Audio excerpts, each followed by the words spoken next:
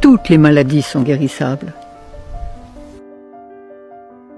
Hippocrate, le père de la médecine, n'a-t-il pas dit aux malades que l'aliment soit ton seul remède et demandé aux médecins de guérir sans nuire? On ne combat pas la maladie. On refait la santé et les maladies disparaissent. Le mal est l'absence du bien. Le froid est l'absence de chaleur. On ne combat pas le froid, on met de la chaleur. L'obscurité est l'absence de lumière. On ne combat pas l'obscurité, on met de la lumière. Au-dessus des nuages, il y a toujours le soleil et la solution à tous les problèmes.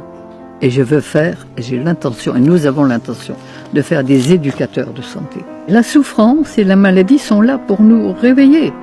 C'est le voyant rouge qui s'allume. Maladie, ça veut dire quoi? Ça veut dire que quand notre corps crie au secours, quand il est en état de souffrance, c'est qu'il veut se libérer, c'est qu'il veut expulser, éliminer des résidus qu'une nourriture qui n'est pas faite pour lui lui a inculqués. Commencer par donner à notre corps le carburant que son constructeur avait prévu pour son système digestif.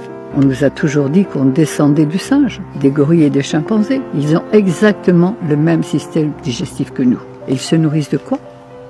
Sinon de cueillettes. Ils cueillent.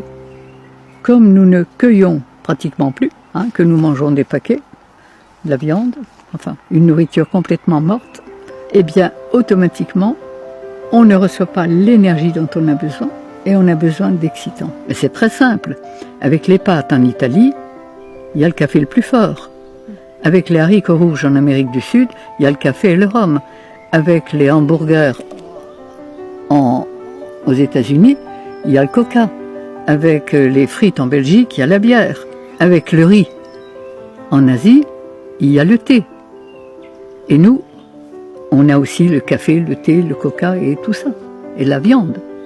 Mais avec ça, il faut le coup de rouge. Avec les produits laitiers et le fromage, il ne faut pas aussi le vin. Mais avec ça, on s'empoisonne tous les jours un peu, tous les jours, sans s'en rendre compte. Non pas seulement donner à notre corps les aliments qui sont faits pour lui, mais nettoyer les humeurs dans lesquelles les cellules baignent, c'est-à-dire les liquides interstitiels dont la science et la médecine ne tiennent aucun compte. Sur un corps de 60 kg, il y a 40 litres de liquide. Sur ces 40 litres de liquide, on analyse 5 litres de sang, les urines, mais les 35 autres litres dans lesquels baignent les cellules, que les anciens appelaient les humeurs. Pourtant, ils n'étaient pas savants, mais ils savaient. Pas plus qu'il ne suffit de mettre des meubles propres dans une maison sale pour qu'elle soit habitable, mais qu'il faut aussi la nettoyer. Il ne suffit pas de donner à notre corps les aliments qui sont faits pour son système digestif, il faut aussi nettoyer les liquides dans lesquels ces cellules baignent. Pourquoi les hommes ont changé leur alimentation? Pourquoi ils ne sont pas restés cueilleurs et qu'ils sont devenus cueilleurs-chasseurs? Les fruits, c'est le sucre. C'est le carburant de notre système humain. Mais comme on n'avait plus suffisamment de fruits, on a cuit des céréales et des féculents. Les fameux sucres lents. Seulement voilà, c'est que le foie humain n'est pas équipé pour transformer les sucres lents. Et que chaque digestion, je devrais dire chaque indigestion de sucre lent, va laisser des mucosités, des viscosités. Ce qu'on mouche, ce qu'on crache, ce sont des résidus de sucre lent. Et ces sucres lents, ces résidus vont passer dans la lymphe. J'appelle ça de la colle en termes de métier.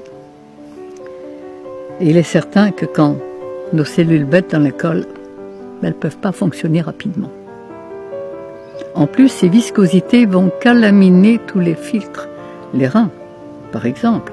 Et l'acide urique ne pourra plus être filtré à travers les reins dans l'urine, elle va repasser dans le système artériel.